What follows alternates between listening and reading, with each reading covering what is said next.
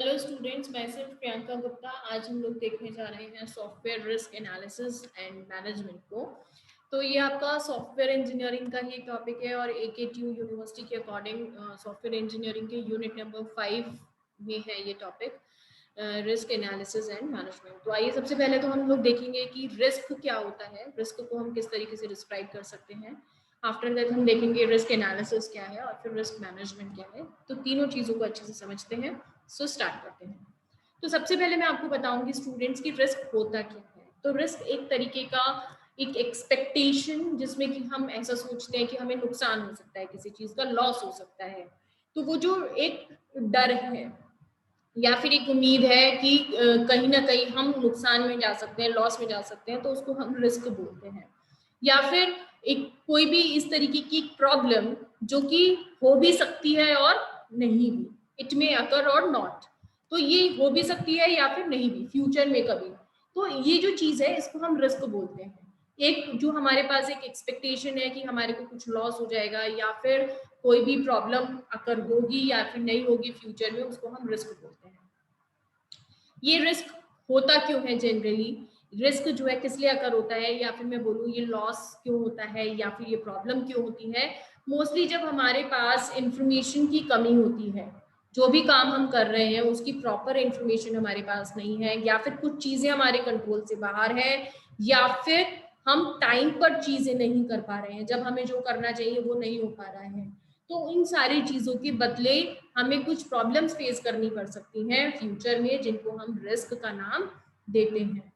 ठीक है, या फिर मैं बोल सकती हूँ कि एक ऐसी पॉसिबिलिटी जिसमें कि हमें क्या करना पड़ सकता है, लॉस को सफर करना पड़ सकता है, लॉस को, नुकसान को झेलना पड़ सकता है। किस तरीके की पॉसिबिलिटी, जब हम सॉफ्टवेयर प्रोसेस में इस तरीके की पॉसिबिलिटी हमें मिलती है तो उसको हम क्या बोलते हैं, सॉफ्टवेयर रिस्क बोलते हैं।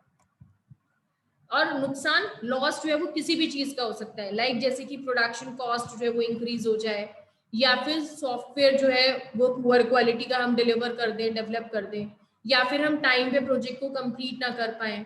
तो ये सारी चीजें, इन सारे तरीकों से हमें नुकसान मिल सकता है सॉफ्टवेयर में, और वो ही हम इसको ही क्या बोल रहे हैं यहाँ पर, रिस्क बोल रहे हैं। हो सकता है हम टाइम पे काम ना पूरा कर पाए, हो सकता है कि हम जो बजट लेके चल रहे हैं उसमें काम पूरा ना हो पाए, हो सकता है कि हम अच्छी क्वालिटी ना दे पाए। तो ये सारी चीजें, इनको हम रिस्क बोल रहे हैं। अब रिस्क होता क्यों है भाई, रिस्क इसलिए होता है क्योंकि फ्यूचर जो है वो हमारा अनसर्टेन है। फ्यूचर में क्या चीज होने वाली है उसको नहीं कहा जा सकता, वहां पे बहुत सारे नोन अननोन रीजंस हो सकते हैं, नोन अननोन थिंग्स है ऐसी जो कि हमारे हाथ में नहीं हो सकती हैं, या जो हमारे प्रोजेक्ट प्लान का पार्ट नहीं है। अब सॉफ्टवेयर रिस्क की अगर मैं बात करूं तो वो दो तरीके के हो सकते हैं, एक होते हैं इंटरनल और दूसरे होते हैं एक्सटर्नल। अगर इंटरनल रिस्क होते हैं जो कि हमारे प्रोजेक्ट मैनेजर जो हमारा प्रोजेक्ट को लीड कर रहा है उसके कंट्रोल में आ सकती हैं चीजें, अगर तो उनको हम बोलते हैं इंटरनल रिस्क। लेकिन कुछ ऐसी चीजें जो कि हमारी पहुंच से बाहर है, हमारे कंट्रोल से बाहर है, उनको हम क्या बोलते हैं, एक्सटर्नल रिस्क बोलते हैं। अब रिस्क मैनेजमेंट जो होता है इसमें हम क्या क्या काम करते हैं, सबसे पहले तो हम रिस्क को आइडेंटिफाई करते हैं, उसका कितना इम्पैक्ट आ रहा है, मतलब वो जो रिस्क होने, अगर वो प्रॉब्लम अगर होती है या वो फेलियर अगर होती है तो उसकी वजह से हमारे ऊपर क्या फर्क पड़ता है, क्या नुकसान हो सकता है, वो हम पता करते हैं। उसके बाद हम रिस्क के अकर होने के जो चांसेस हैं उनकी प्रोबेबिलिटी को कम करने की कोशिश करते हैं, और साथ ही साथ हम रिस्क को पूरा का पूरा मॉनिटर करते रहते हैं। क्या क्या प्रिंसिपल्स हो सकते हैं रिस्क मैनेजमेंट के, तो ग्लोबल पर्सपेक्टिव से अगर हम देखें तो हम बड़े बड़े सिस्टम का अगर डिस्क्रिप्शन रिव्यू कर रहे हैं, डिजाइनिंग कर रहे हैं, इम्प्लीमेंटेशन कर रहे हैं, तो हम देखते हैं कि जो चांस, हम पूरे के पूरे सिस्टम की जो डिस्क्रिप्शन अगर हम देख रहे हैं, चाहे वो डिजाइनिंग हो चाहे इम्प्लीमेंटेशन हो, उसको रिव्यू अगर हम कर रहे हैं तो उसमें हमें जो भी रिस्क हम देख सकते हैं, जो भी चांसेस अगर होने के हैं, वो चीजें हमें उससे पता लग सकती हैं। Second one is take a forward looking view.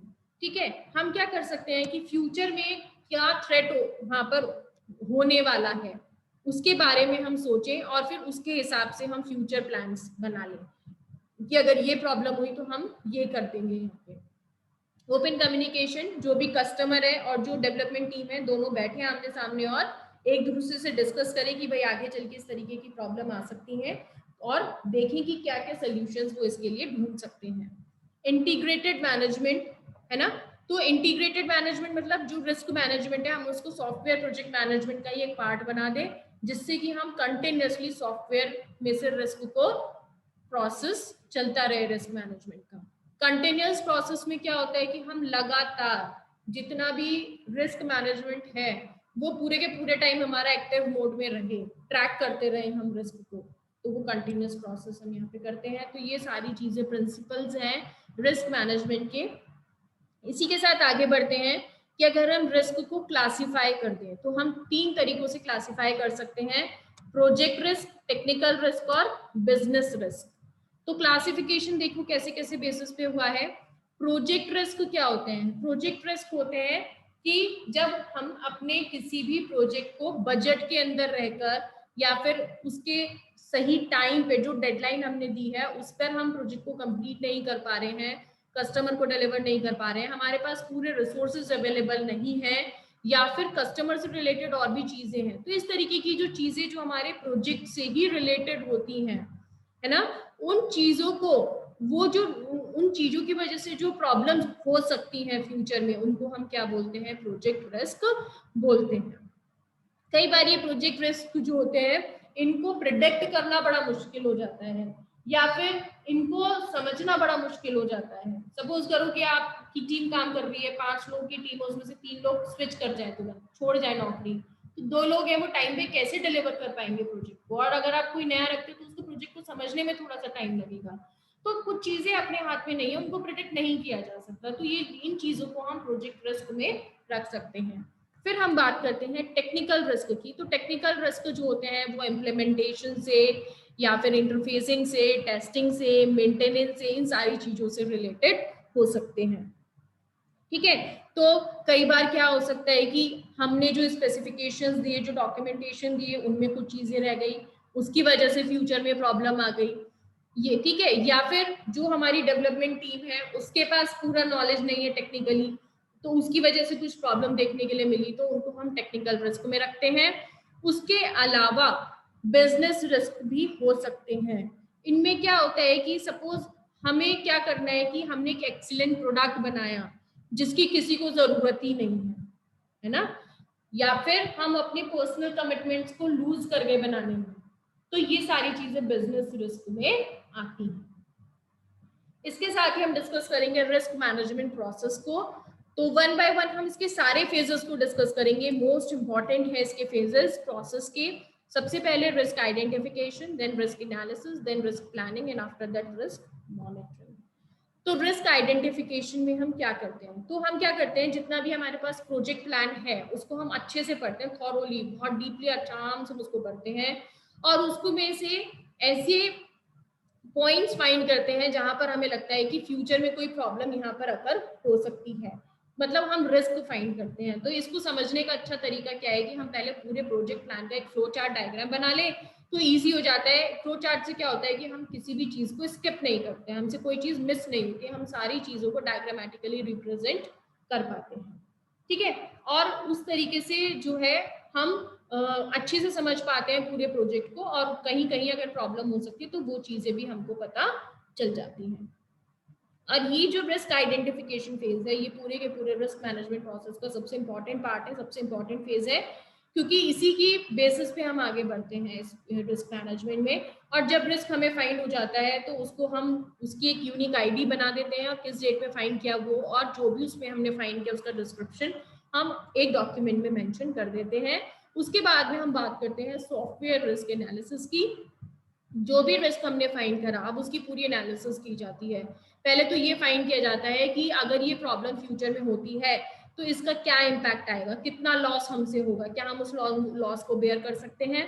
ठीक है, तो सबसे पहले तो, और उसके साथ साथ उसके चांसेस कितने ज्यादा हैं प्रॉब्लम अगर होने के, इस ये रिस्क कितना बड़ा है, सबसे पहले हम ये चीजें फाइंड करते हैं। फिर उसके बाद हम ये भी फाइंड करते हैं कि अगर ये प्रॉब्लम आई जाएगी तो इसके साथ साथ बिजनेस पे किस तरीके का फर्क हमको देखने के लिए मिलेगा। किस तरीके के लॉस हम सफर करेंगे, पैसे का नुकसान होगा कि रेपुटेशन का नुकसान होगा। तो इस तरीके की सारी एनालिसिस की जाती है। उसके बाद में की जाती है रिस्क को लेके प्लानिंग। अब हमने ये भी जान लिया कि ये रिस्क हो सकता है, प्रॉब्लम हो सकती है, ये भी जान लिया कि इसका इतना इम्पैक्ट आ सकता है। तो अब जैसे इम्पैक्ट होगा, जितने ज्यादा चांसेस अकर होने के होंगे और जितना ज्यादा हार्मफुल इम्पैक्ट होगा, उसी के बेसिस पे अब हम रिस्क की प्लानिंग करते हैं।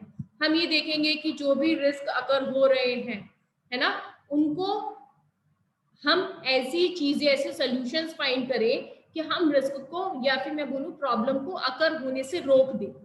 प्रॉब्लम अगर हो उससे पहले ही हम उनको रोक दें रिस्क को। तो ऐसी चीजें हम करें, तो उनके लिए सारी प्लानिंग यहाँ पर की जाती है। और उसके बाद आता है सॉफ्टवेयर रिस्क मॉनिटरिंग।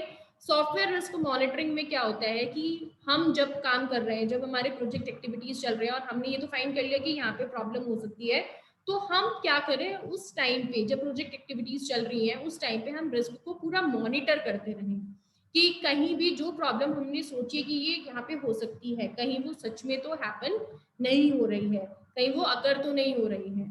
इसी तरीके से हम कैसे कर सकते हैं, ट्रैक कर सकते हैं अपने रिस्क प्लान्स को। जो भी हमने प्लानिंग करी है रिस्क को लेके, उनके हम पूरी ट्रैकिंग रखें कि वो प्रॉपर एग्जीक्यूट हो रहे हैं या फिर नहीं हो रहे हैं। दूसरा, जो भी प्रोजेक्ट चल रहा है उसकी प्रॉपर एक रिपोर्ट जो है वो तैयार होती रहे, जिससे कि हमें चीजों का पता लगता रहे। ठीक। और आने वाले, अगर आगे, अब सपोज अभी तक हमने किसी रिस्क के बारे में नहीं सोचा लेकिन आगे वो आ सकता है, तो ऐसे रिस्क को भी हम कंटिन्यूसली सर्च करते रहते हैं। तो इस तरीके से ये पूरा का पूरा रिस्क एनालिसिस और मैनेजमेंट का ये पूरा काम चलता है, प्रोसेस चलता है। इसी के साथ मैं वीडियो को यहाँ पर एंड करती हूँ। Thank you so much.